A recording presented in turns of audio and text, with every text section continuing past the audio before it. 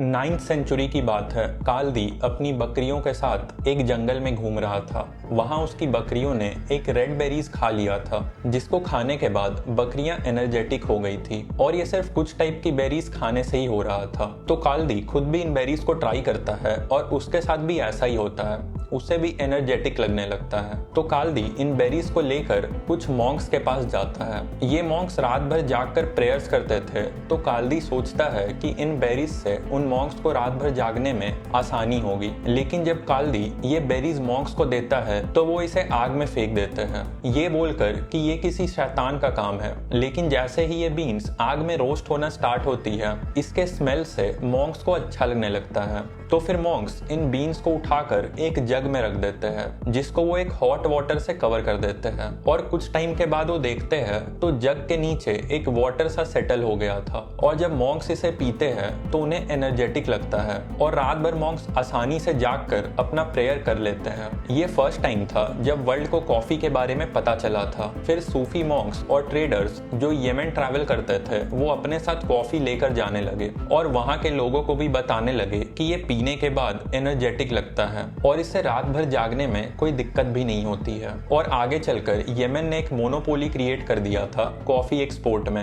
Yemen के traders coffee beans को या तो रोस्ट कर देते थे या फिर बॉईल कर देते थे, ताकि ये कॉफी का प्लांटेशन और कोई ना कर पाए। कॉफी एक्सपोर्ट के लिए यमन मोका पोर्ट यूज करती थी। यहाँ से कॉफी मिडिल ईस्ट और यूरोप में एक्सपोर्ट होता था। फिर आगे चलकर 17th सेंचुरी में इंडिया के एक सूफी सेंट थे बाबा बुडान, जो कि मक्का गए थे और वहाँ बाबा बुडान पहली बार कॉफी ट्राई करते हैं, जिसको लोकल लैंग्वेज में लोग कावा बोलते थे। और उन्हें ये कॉफी इतनी पसंद आती है कि बाबा बुडान सोचते हैं इसे इंडिया लेकर आने का। लेकिन इस टाइम अरब के लॉज बहुत स्ट्रिक्ट थे, वहां से कॉफी लाना अलाउड नहीं था, ताकि अरब्स की मोनोपोली चलती रहे। लेकिन बाबा बुडान किसी तरीके से 7 कॉफी बीन्स को अपने बियर्ड में छुपा लेते हैं और इंडिया लेकर आ जाते हैं। और चंद्रागिरी हिल्स, जो कि चिकमंगलूर कर्नाटका में है, वहां इस कॉफी बीन्स को प्लांट कर देते हैं। ये पहली बार था जब इंडिया में कॉफी का प्रोडक्शन स्टार्ट हुआ था, लेकिन इसका स्केल इतना नहीं था। फिर 18th और 19th सेंचुरी में ब्रिटिशर्स इंडिया में कॉफी को कॉमर्शियलाइज करते हैं।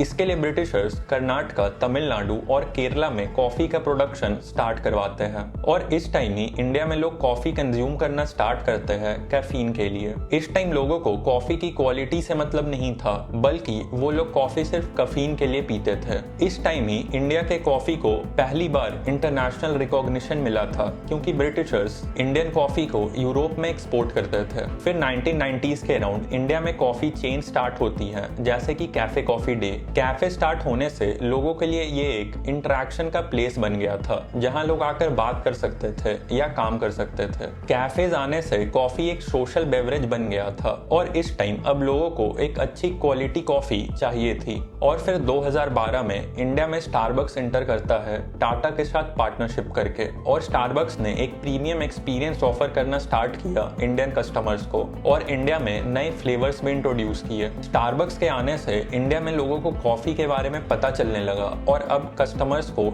एक अच्छा कॉफी एक्सपीरियंस चाहिए था, ऐसा कॉफी जो कि एक हाई क्वालिटी कॉफी बीन से बना हो। इस टाइम ही मैट, जो यूएस से चेन्नई शिफ्ट हुए थे, वो देखते हैं कि इंडिया में अभी भी स्पेशलिटी कॉफी नहीं मिल रही है। और क्योंकि मैट यूएस से आए थे, उन्हें आदत था स्पेशलिटी कॉफी पीने का, तो मैट अपनी जॉब छोड़ते हैं और 2013 में अपनी वाइफ नम्रता के साथ ब्लू टोकाई कॉफी स्टार्ट करते हैं। और आज ब्लू टोकाई के 130 प्लस स्टोर्स है और कंपनी का रेवेन्यू 200 करोड़ से भी ज्यादा का है। सवाल ये है कि ब्लू टोकाई ने क्या स्ट्रैटेजी यूज किया है अपने इस ग्रोथ के लिए। देखो, मैट को कॉफी पसंद थी तो उन्हें कॉफी बीन्स के बारे में आइडिया था, इसीलिए मैट ने स्टार्टिंग से अपने कॉफी में अरेबिका बीन्स यूज किया है। अरेबिका बीन्स इसीलिए यूज किया क्योंकि अरेबिका बीन्स का क्वालिटी अच्छा होता है और ये थोड़ा स्वीट टेस्ट करते हैं। तो ब्लू टोकाई ने अरेबिका बीन्स को खुद से रोस्ट करना स्टार्ट किया, क्योंकि कॉफी की टेस्ट में रोस्टिंग मैटर करती है। और अरेबिका बीन्स एक बार रोस्ट हो गई तो 4 वीक्स के अंदर ही इनका टेस्ट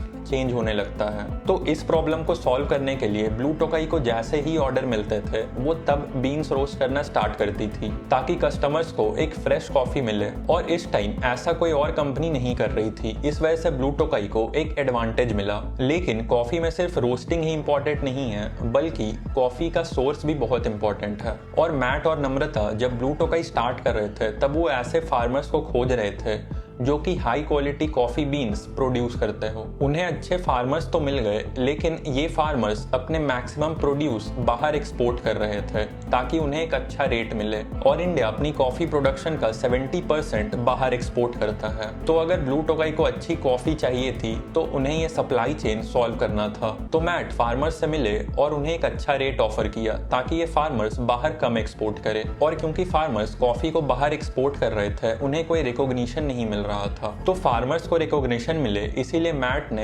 अपने सारे ब्लू टोकाई के पैकेट्स पर सोर्स ऑफ कॉफी लिखना स्टार्ट कर दिया। और फिर मैट इन फार्मर्स को गाइड भी करने लगे कि हाई क्वालिटी कॉफी प्रोड्यूस कैसे करते हैं। इससे ब्लू टोकाई फार्मर्स के साथ एक लॉन्ग टर्म पार्टनरशिप कर पाई जिसकी वजह से उन्हें हाई क्वालिटी कॉफी बीन्स मिले, और इस वजह से ब्लू टोकाई अपने कस्टमर्स को एक हाई क्वालिटी कॉफी सर्व कर सकी। और स्पेशलिटी कॉफी को बनाने के लिए एक मशीन चाहिए होती है जिसमें कॉफी बीन्स रखते हैं और इसके ऊपर से आप गर्म पानी डालते हो तो कॉफी नीचे गिरती है। तो ब्लू टोकाई को पता था कि इंडियन कस्टमर्स कॉफी पीने के लिए एक मशीन तो नहीं खरीदेंगे। इसको सॉल्व करने के लिए ब्लू टोकाई ने मशीन को हटा दिया और इसको रिप्लेस कर दिया चाय छन्नी से। मतलब अब कस्टमर्स के लिए मशीन का प्रोसेस ही हटा दिया। अब कस्टमर्स को चाय छन्नी के ऊपर कॉफी बीन्स रखना होता था और इसके ऊपर से गर्म पानी डालने पर नीचे कॉफी रेडी हो जाती थी। और क्योंकि ब्लू टोकाई ने कॉफी बनाना इजी कर दिया था इस वजह से ब्लू टोकाई नए कस्टमर्स तक पहुंच पाई। और इसको और इजी करने के लिए ब्लू टोकाई ने इजी पोर कॉफी इंट्रोड्यूस किया जिसको बनाने के लिए आपको चाय छन्नी की भी जरूरत नहीं थी। इस वजह से कस्टमर्स का टाइम बचने लगा और ब्लू टोकाई नए कस्टमर्स तक पहुंच पाई।